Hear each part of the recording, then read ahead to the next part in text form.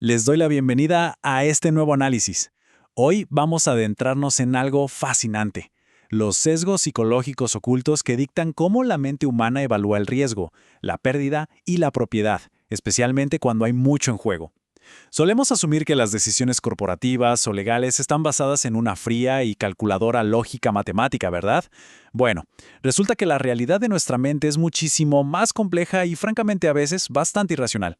Rápidamente, este es nuestro mapa de ruta para hoy. Primero veremos el efecto dotación, luego cómo se ven estos sesgos en la práctica. Pasaremos a las ilusiones de probabilidad, el famoso patrón de 4 factores, y cerraremos viendo todo esto en acción con el caso BioPharma. ¡Comencemos! Para empezar, tenemos que reconocer una falla fundamental en cómo nos enseñaron economía clásica.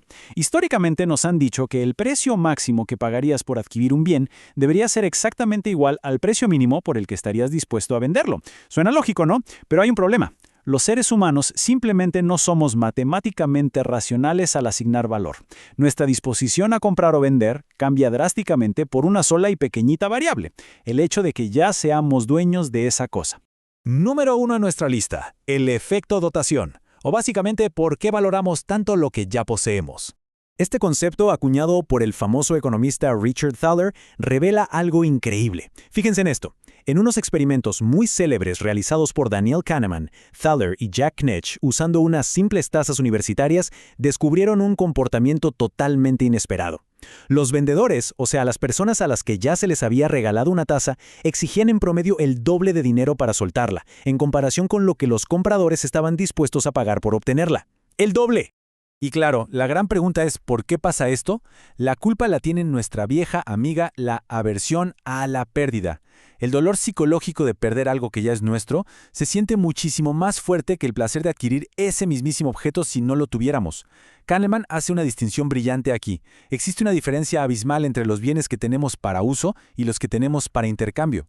Las cosas cotidianas que usamos o a las que les tomamos cariño son casi imposibles de soltar sin sentir dolor, a diferencia de cosas hechas solo para ser intercambiadas, como un billete de $100 o los zapatos en el inventario de una tienda. Pasemos al punto 2, los sesgos en la práctica, porque obviamente esto no se queda encerrado en un laboratorio universitario. Imaginen una mega fusión corporativa. De un lado de la mesa tenemos a los fundadores de una empresa tecnológica familiar negociando la venta de su compañía. Normalmente, ellos le van a poner un valor gigantesco, casi irracional, a sus activos históricos, como una patente muy antigua. ¿Por qué? Porque su cerebro instintivo, el famoso Sistema 1, percibe esa venta como una pérdida súper dolorosa de algo que es parte de su historia. Pero del otro lado de la mesa, el gran conglomerado comprador no siente absolutamente nada de esa aversión a la pérdida. Para ellos, esa patente es solo una fila más en un Excel que evalúan con una matemática fría de costo-beneficio. Entonces, ¿cómo salvamos el trato sin que este choque de emociones arruine la fusión? Aquí es donde la experiencia de un buen abogado corporativo vale oro puro. Este abogado tiene que pensar y actuar como si fuera un operador de bolsa, un trader. Al replantear toda la negociación como un simple intercambio comercial, ayuda a los fundadores a agarrar esa patente en su mente y moverla de la caja de bienes que uso y quiero a la caja de bienes que uso para intercambiar. Y boom, al hacer eso, neutraliza gran parte del dolor emocional. Y ojo, porque esta dinámica no es solo para ejecutivos de traje y corbata. Seguro han escuchado ese viejo dicho de que la posesión es 9/10 partes de la ley. Bueno, resulta que es cierto. Nuestra mente e incluso toda la estructura legal sobre la que operamos le da un peso moral y psicológico enorme al simple hecho de tener algo entre las manos. De hecho, los jueces caen en este mismo sesgo casi sin darse cuenta. Investigaciones de expertos como David Cohen, Jack Knight y Edia Yelzamir en juicios civiles nos muestran que el sistema legal está diseñado naturalmente para proteger mucho más las pérdidas reales. Es decir, te van a compensar por cosas que ya habías pagado y perdiste. Pero ¿qué pasa si exiges que te paguen por ganancias futuras que ibas a tener? El famoso lucro cesante. Los jueces suelen ser mucho más duros ahí. A nivel psicológico, no ganarse un dinero extra duele muchísimo menos que perder el dinero que ya estaba en tu bolsillo. Es la aversión a la pérdida en su máxima expresión. Punto número 3. Las ilusiones de probabilidad. Ya vimos cómo valoramos las cosas materiales, pero ahora veamos cómo nuestro cerebro distorsiona las estadísticas. Empecemos desde abajo, con el efecto de posibilidad. Imaginen pasar de tener literalmente 0% de probabilidades de algo a un pequeñísimo 5%.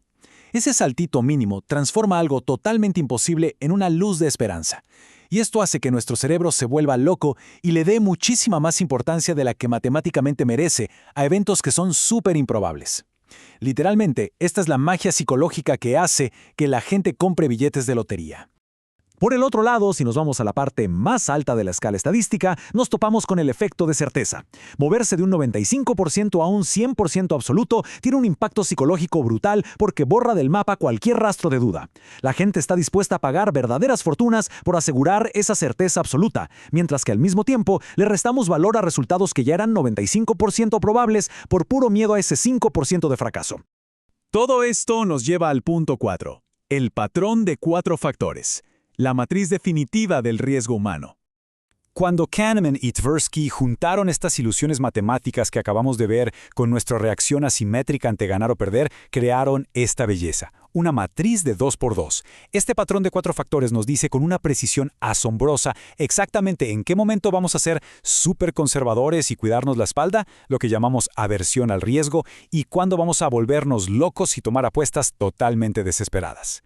Para entenderlo mejor, los estudios del jurista Chris Guthrie lo ilustran a la perfección con el mundo de las demandas. Si tienes un caso buenísimo, con 95% de chances de ganar, te da tanto terror que algo salga mal a último minuto que te vuelves averso al riesgo y terminas aceptando un arreglo por mucho menos dinero del que mereces, solo para asegurar el cheque. Pero ¿qué pasa si presentas una demanda ridícula, con apenas un 5% de chance de ganar? Todo se voltea. El demandante se siente valiente y apuesta por el premio gordo, mientras que el demandado entra en pánico por ese 5% de perder en grande y termina pagando un montón de plata solo para comprar su tranquilidad mental. Y para cerrar el círculo, llegamos al punto 5, el caso BioPharma. Vamos a ver los 4 cuadrantes de esta matriz operando dentro de una gran compañía farmacéutica. Primer escenario, cuadrante 1. BioPharma tiene una vacuna buenísima, 95% de probabilidad de aprobación, lo que les dejaría $100 millones limpios. Aquí entra el efecto de certeza. Los directivos mueren de miedo de ser parte de ese 5% de fracaso. ¿Qué hacen? Se vuelven sumamente conservadores. Con gusto van a aceptar que otra empresa les compre los derechos hoy por $85 millones garantizados. Prefieren dejar dinero sobre la mesa con tal de asegurar la victoria y dormir tranquilos. Pero ojo al segundo cuadrante. Alta probabilidad de pérdida. Digamos que BioPharma enfrenta una demanda inminente por efectos secundarios que los llevaría casi seguro a perder 100 millones. Aquí, la idea de una pérdida garantizada les revuelve tanto el estómago que se transforman. De repente, aman el riesgo. Les ofrecen cerrar el caso pagando 90 millones, que matemáticamente tiene sentido, y dicen ¡no! Prefieren ir a juicio y pelear a muerte solo por aferrarse a ese minúsculo 5% de esperanza de salir ilesos. Pasemos al tercer cuadrante. Baja probabilidad de ganar. La empresa está investigando una molécula ultra experimental que apenas tiene un 5% de chance de convertirse en un éxito de 100 millones. Aquí entra el efecto de posibilidad. La ilusión de dar el gran golpe hace que no les importe el riesgo. Invierten millones y millones sin dudarlo porque en el fondo la corporación no está invirtiendo de forma lógica. Están comprando un carísimo boleto de lotería y el derecho a soñar. Y finalmente el cuarto cuadrante. Baja probabilidad de perder. Los auditores dicen que hay un 5% de riesgo de que los refrigeradores fallen y se arruinen 100 millones en inventario. Dominados por el pánico a un desastre, la empresa vuelve a huir del riesgo. Pagarán sin pensarlo las pólizas de seguro más caras del mercado, botando la lógica matemática por la ventana. Su único objetivo, comprar paz mental. Lo que nos deja una lección increíble. Ya sea en la junta directiva más exclusiva o en un tribunal de justicia, entender que nuestras mentes están llenas de estas asimetrías nos da una tremenda ventaja estratégica. Nos demuestra que el valor no es un número frío, depende de lo que ya tenemos y de cómo nuestro cerebro percibe las probabilidades. Así que los invito a reflexionar sobre esto. La próxima vez que tomen una decisión importante y aparentemente racional, ¿están usando la lógica pura o simplemente se están dejando llevar por el tirón invisible del miedo y la esperanza? Gracias por acompañarnos en este recorrido y nos vemos en la próxima.